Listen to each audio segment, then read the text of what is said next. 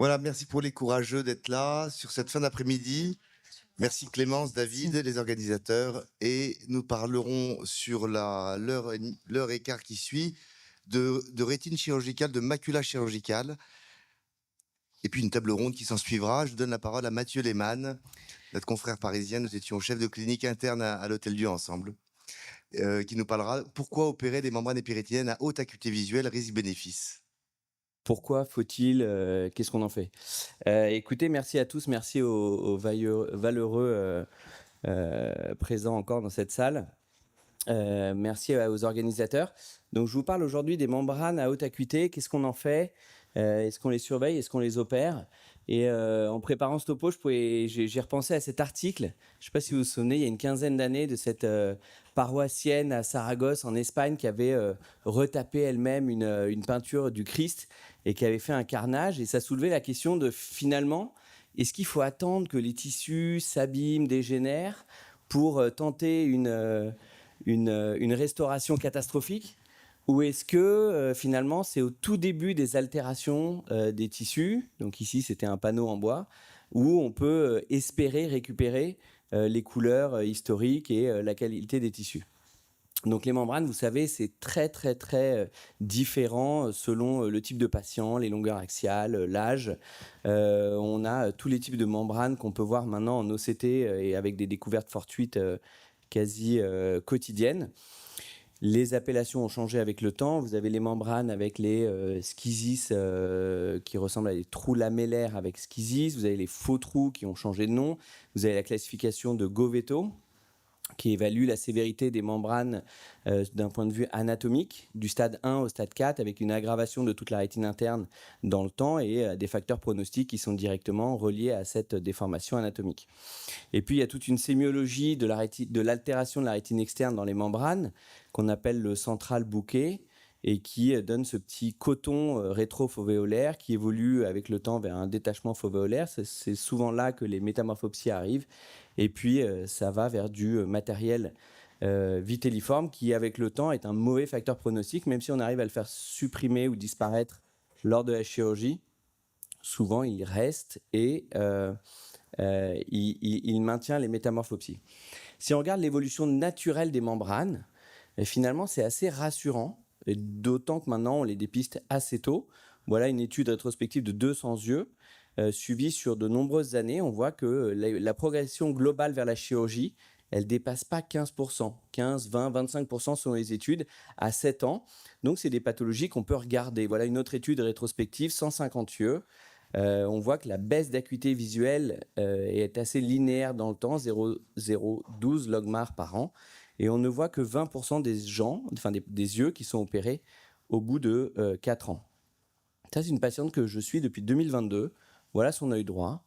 Et puis, je l'ai suivi en post-opératoire de cataracte. On voit une membrane qui apparaît. Et puis, avec le temps, qui disparaît. Je l'ai revu la dernière fois en septembre 2025. Retour à la normale. Ça, c'est son autre œil. 2024. Apparition d'une membrane avec contraction de toute la rétine interne, une prolifération très hyper réflective en avant de la rétine, et puis toute seule avec le temps. Pas de déformation, pas de baisse de vision. Et on voit ici la contraction toute seule qui s'en va dans le temps. Donc ça pose la question de savoir, chez les gens qui voient très bien et qui ont une membrane, qu'est-ce qu'on fait? Alors les facteurs pronostiques, on les connaît plutôt pas trop mal. Il y a un certain nombre de facteurs pronostiques qui sont anatomiques, la déformation de la rétine interne, externe, l'atteinte des photorécepteurs, de la lignée ellipsoïde. Il y a toute une sémiologie autour de ça. Mais il y a quand même un facteur qui est le plus important, je trouve, c'est quand même l'acuité visuelle préopératoire, qui est retrouvée ici dans une méta-analyse de 19 études, même si elle n'est pas seule responsable de la récupération, associée à des critères anatomiques, mais l'acuité visuelle initiale est importante. Voilà une étude de 73 yeux. Alors pour nous, les rétinologues, 73 yeux, c'est une petite étude rétrospective, mais je vois qu'aujourd'hui, les chirurgiens réfractifs basent pas mal de décisions sur les études de moins grand nombre. Nous, on n'est pas très satisfait par les petites études. Donc celle-là, je les passe. Mais voilà une étude qui regarde le timing de la chirurgie. C'est un essai qui est randomisé. Et il disait, 50% des patients, on va suivre les patients pendant 1 an. 50%, on ne fait rien.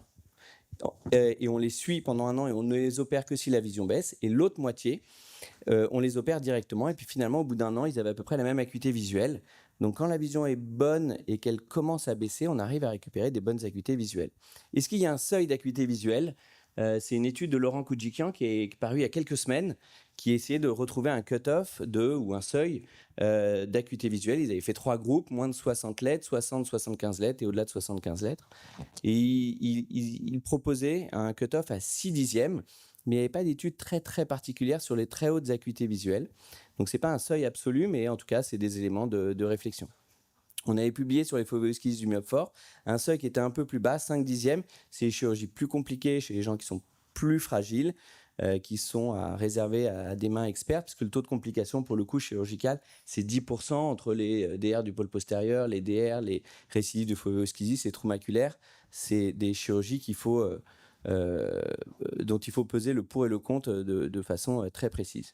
Lorsqu'on les opère, est-ce qu'il faut peler la membrane limitante interne? C'est une vraie question. Il y a une étude randomisée qui est parue française il y a 2 ans, qui montrait que finalement, dans les premiers mois après l'opération des patients qui avaient une membrane épirétinienne chez qui on enlevait systématiquement la membrane limitante interne, il y avait des anomalies fonctionnelles en micropérimétrie, mais qu'à terme, le terme étant 12 mois, le groupe qui n'avait pas été pelé avait les mêmes altérations ou peu d'altérations, et c'était sensiblement les mêmes résultats au bout de 12 mois. Donc ces altérations, on ne les voit plus avec le temps, mais quand même, normalement, si vous pouvez juste lancer la mini vidéo, mais quand même, quand on pèle la membrane limitante interne, bon, on fera ça demain, on voit les donfles, donc l'altération de toute la rétine interne, et on imagine quand même que ça ne laisse pas les patients sans séquelles. D'autres complications extrêmement rares des membranes pour peser le pour et le contre, c'est les atrophies maculaires. On avait publié ça il y a quelques années.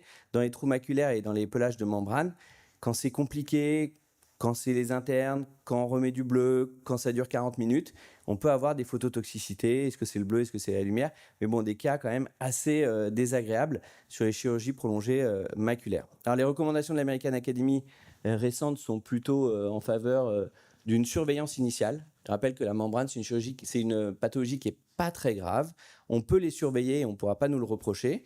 Par contre, l'indication opératoire, elle viendra lorsque la vision baisse, qu'il y a des métamorphopsies, que la vision devient double sur un œil ou qu'elle gêne la vision binoculaire, que c'est une chirurgie qui marche vraiment bien. Plus de 80% des patients gagnent 2 lignes d'acuité visuelle, ce qui est beaucoup.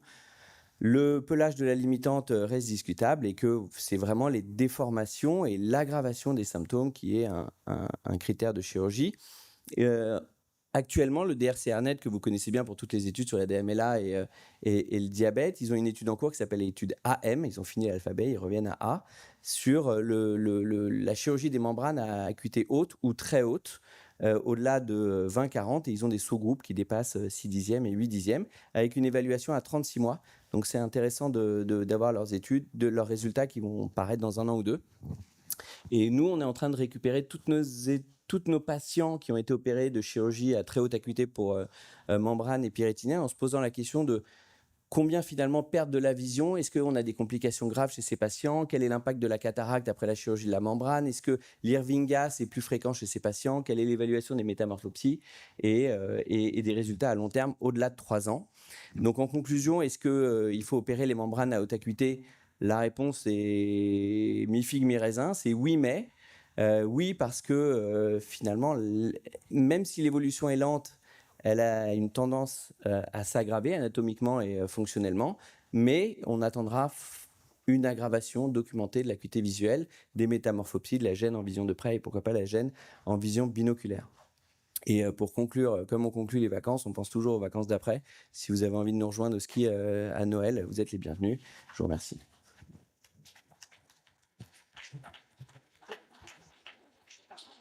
Merci Mathieu. Est-ce que vous avez des questions sur les membranes épirétiniennes, les indications?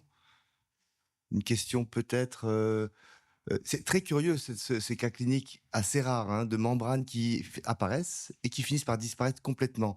Est-ce que c'est juste un froissement de la limitante interne ou est-ce qu'il y a réellement un tissu glial, fibrocellulaire de surface? Sur un œil, c'était que la limitante et l'autre, il y avait un tissu hyper effectif glial, mais qui a disparu. Bon, en général, C'est extrêmement rare. Hein. J'ai vu un cas, tu en as eu un. C'est très rare. En général, la membrane, elle persiste, sauf si vous êtes dans un syndrome de traction vitréomaculaire avec une adhérence vitréo-rétinienne maculaire large qui, à l'occasion du décollement du vitré complet, peut se mettre à embarquer la membrane et résoudre le problème spontanément au prix de myodésopsie en lien avec cette membrane qui flotte. La prudence, où on ne traite pas l'image, je pense. On Exactement. surveille une image et on est parfois curieusement étonné de voir des œdèmes rétiniens s'aggraver avec une acuité visuelle, l'acuité visuelle qui reste un dixième de la fonction visuelle, mais qui reste stable. Et je pense que l'indication porte plutôt sur l'évolution de l'image Exactement. que sur l'acuité. C'est-à-dire il ne faut pas avoir peur de les surveiller, c'est un peu le message. Il y a des membranes secondaires une membrane de PVR secondaire à des décollements de rétine. Elles, il faut savoir les opérer, les surveiller très très proche, de façon rapprochée, parce qu'elles ont un potentiel d'évolutivité nocif. Il ne faut pas tarder à opérer ces membranes qui parfois font des strangulations fovéales. Ce sont des cas un peu particuliers. Et Mathieu, je voulais te poser une question. Est-ce que tu as un critère en mapping ECT pour décider d'opérer une membrane, même s'il a 10 dixièmes, un épaississement, un certain degré d'épaississement? Non plus, c'est vraiment les déformations et la gêne visuelle. Très bien. Mais par contre, je les suis de près, parce que généralement, ça arrive pas longtemps Tu les après. vois tous les 6 mois à peu près? Ouais, 3 mois. 3 mois même, d'accord. Il y a très peu de corrélation entre l'épaisseur rétinienne, l'importance de l'œdème et l'acuité visuelle au stade initial. Hein. C'est assez curieux, c'est comme ça. C'est plutôt les lésions des couches externes rétiniennes qui sont impliquées dans la baisse visuelle.